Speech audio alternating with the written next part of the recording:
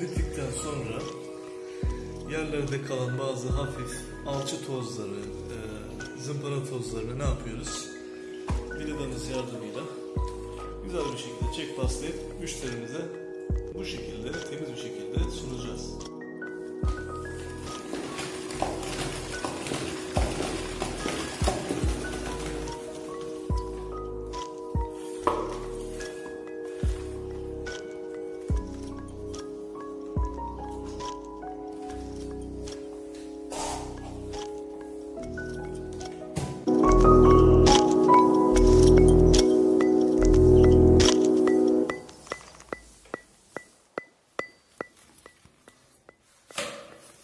Merhaba.